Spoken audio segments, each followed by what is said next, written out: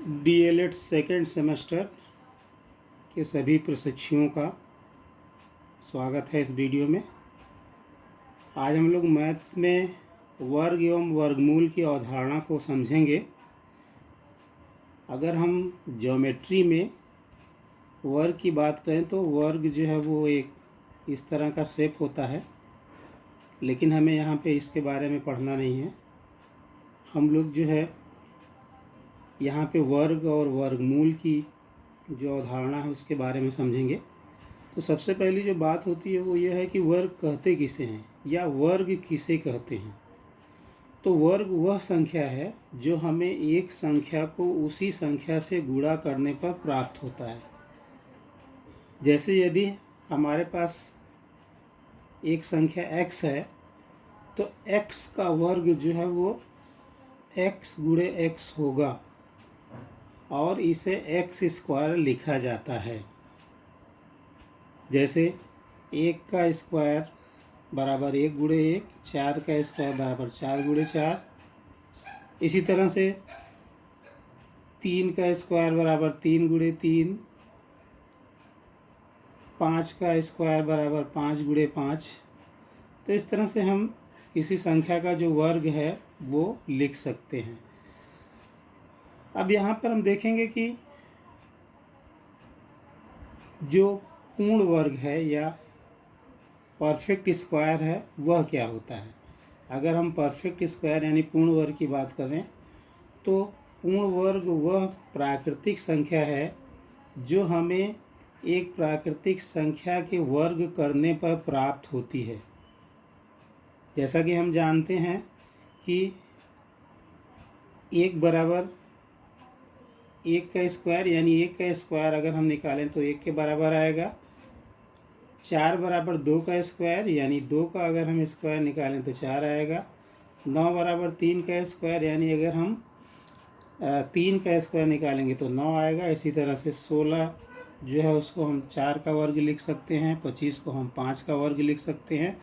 अतः 1, 4, 9, 16, 25 आदि पूर्ण संख्या हैं। इसमें हम 1 का वर्ग, 2 का वर्ग, 3 का वर्ग, 4 का वर्ग, 5 का वर्ग, इस तरह की जो संख्याएं हैं उसको प्राप्त करते हैं और यह एक पूर्ण वर्ग होता है जो कि प्राकृतिक संख्या का होता है।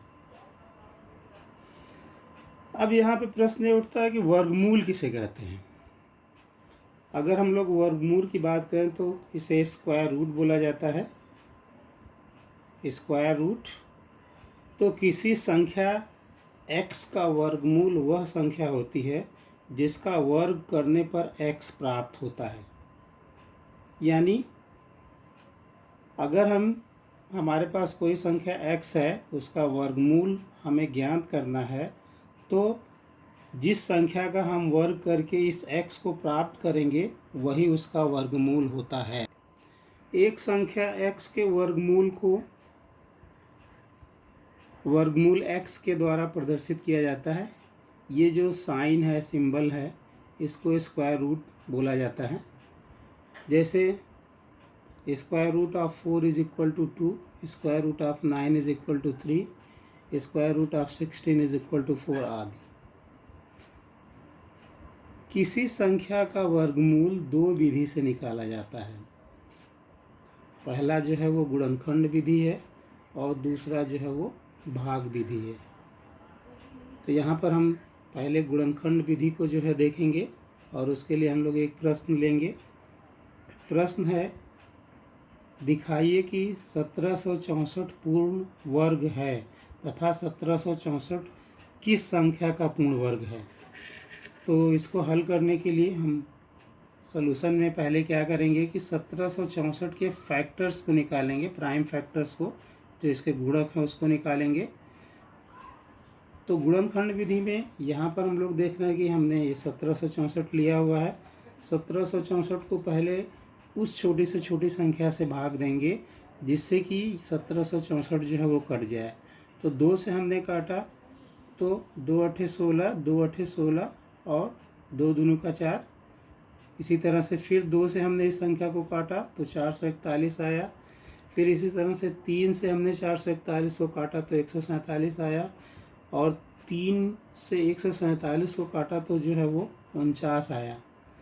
फिर हमने 49 को 7 से भाग दिया तो 7 आया, और 7 को 7 से भाग दिया तो 1 आया। तो हमारे पास यहाँ पर ये जो फैक्टर मिले हुए हैं 1764 के, वो होंगे 1764 बराबर 2 गुणे 2 गुणे 3 गुणे 3 गुणे 7 गुणे 7।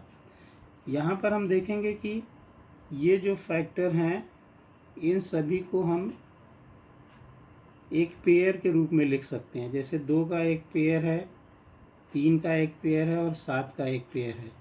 चूँकि यहाँ पर सभी फैक्टर्स के पेयर हैं, फैक्टर 2, फैक्टर 3 और फैक्टर 7 सभी के पेयर हैं, इसलिए यह 1764 जो है वो पूर्ण वर्ग होगा, परफेक्ट स्क्वायर होगा। अब यहाँ पर जो दूसरा क्वेश्चन है कि 1764 किस संख्या का पूर्ण वर्ग है, उसे भी हम लोग यहाँ पे देख लेंगे। 1764 बराबर 2 का वर्ग गुणे 3 का वर्ग गुणे 7 का वर्ग। 2 का वर्ग हमने यहाँ से लिया हुआ है, 3 का वर्ग हमने यहाँ से लिया हुआ है और 7 का वर्ग हमने यहाँ से लिया हुआ है। इसे हम लोग 2 गुणे 3 गुणे 7 का होल स्क्वायर भी लिख सकते हैं, और अगर हम लोग इसको गुणा करें तो 3 दूनी का 6 सते 42 यानी 42 का वर्ग। इसका मतलब ये हुआ कि 1764 जो संख्या है वो 42 का वर्ग है, अतः 42 वह संख्या है जिसका वर्ग 1764 है। एक दूसरा क्वेश्चन यहाँ पर हम लेंगे।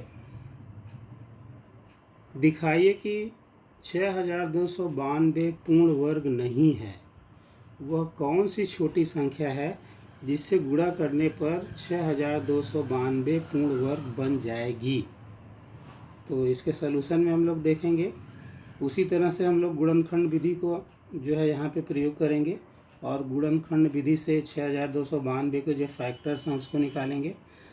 तो 6292 जो सबसे छोटी संख्या से, वहाँ से हम भाग देना शुरू करेंगे। 2 से भाग देंगे तो 3146 आएगा, फिर 2 से भाग देंगे तो 1573 आएगा, फिर उसके बाद 11 से भाग देने पर हमें जो है 143 मिलेगा, और फिर 11 से भाग देने पर हमें जो है वो 13 मिलेगा, और 13 को हम 13 से भाग देंगे तो 1 बचेगा। अब यहाँ पर गुणनखंड विधि से हम जो वर्ग है उसको निकालने के लिए जो है 2-2 वैल्यू लेते हैं। तो यहाँ पर हमने जो है 2-2 वैल्यू लिया, या इसको लिखा कि 6292 बराबर 2 गुणे 2 गुणे 11 गुणे 11 गुणे 13। जब हम यहाँ पर इसका पेयर बना रहे हैं तो 2 का पेयर बन रहा है और 11 का पेयर बन रहा है, लेकिन 13 जो है वो अकेला है। इसको हम लोग लिख सकते हैं 2 का स्क्वायर गुणे 11 का स्क्वायर गुणे 13। अगर इसमें हम देखें तो यह जो संख्या 13 है, इसका कोई पेयर नहीं है, इसलिए यह पूर्ण वर्ग संख्या नहीं होगी। अतः 6292 पूर्ण वर्ग संख्या नहीं है। तो 6292 को हम पूर्ण वर्ग संख्या बनाने के लिए क्या करेंगे, यहाँ पर हमें जो है दिखाना था क्वेश्चन में कि 6292 पूर्ण वर्ग संख्या नहीं है। हमने यहाँ तक शो कर दिया, दिखा दिया कि 6292 पूर्ण वर्ग नहीं है। अब अगर हमें 6292 को जो है वो पूर्ण वर्ग बनाना है तो उसके लिए हमें क्या करना होगा। तो पूर्ण वर्ग बनाने के लिए हम इसमें 13 का गुणा करेंगे, और जब हम 13 का गुणा करेंगे तो यहाँ पे 13 का भी एक पेयर जो है वो बन जाएगा। तो 2 गुणे 2 गुणे 11 गुणे 11 गुणे 13 गुणे 13, इस 13 का जो है हम यहाँ पे गुणा करेंगे। अतः ये जो 13 है वह छोटी संख्या है, या छोटी से छोटी संख्या है, जिसका गुणा करने पर 6292 पूर्ण वर्ग बन जाएगा। तो अगर हमें 6292 को पूर्ण वर्ग बनाना है तो जिस तरह से 2 का वर्ग है और 11 का वर्ग है, उसी तरह से 13 का भी वर्ग जो है वो बनाना होगा, और 13 का वर्ग बनाने के लिए जो है हमें 13 से गुणा करना होगा। अब यहाँ पे अगला क्वेश्चन देखते हैं कि अगर हमें कोई संख्या दी हुई है तो उसका स्क्वायर रूट हम कैसे निकाल सकते हैं गुणनखंड विधि से। तो यहाँ पे एक क्वेश्चन दिया हुआ है कि 11,025 का वर्गमूल ज्ञात कीजिए। ये स्क्वायर रूट है और स्क्वायर रूट जो है वो हमें निकालना है 11,025 का। तो इसके लिए हम गुणनखंड विधि का प्रयोग करेंगे और इस विधि में हम सबसे पहले जो है वो 11,025 के जो फैक्टर्स हैं उसको ज्ञात करेंगे। तो यहाँ पे हमने 11,025 लिखा हुआ और उस छोटी से छोटी संख्या से डिवाइड करना शुरू किया जिससे कि ये कटता जाए। तो सबसे पहले जो संख्या हमें मिल रही है वो 5 है। तो 5 से डिवाइड किया तो 2205 आया, फिर 5 से डिवाइड किया तो 441 आया। अब ये 441 जो है वो 3 से डिवाइड होगा तो 147 आया, फिर 147 3 से डिवाइड होगा तो 49 आया, और ये 49 7 से भाग दिया जाएगा तो 7 आएगा, और 7 को 7 से भाग दिया जाएगा तो 1 आएगा।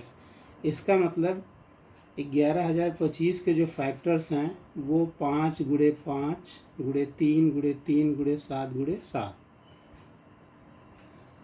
तो इसका स्क्वायर रूट निकालने के लिए यहाँ पे हम इस तरह से लिखेंगे कि square root of 11,025 equal to 5 का स्क्वायर, ये जो 5 हमने 2 लिया हुआ है उसका स्क्वायर करेंगे, और ये जो 3 लिया हुआ है इसको पेयर बना करके इसका स्क्वायर करेंगे, और ये जो हमने 7 यहाँ पे फैक्टर्स लिए हुए हैं इसका पेयर बना करके 7 का स्क्वायर लिखेंगे।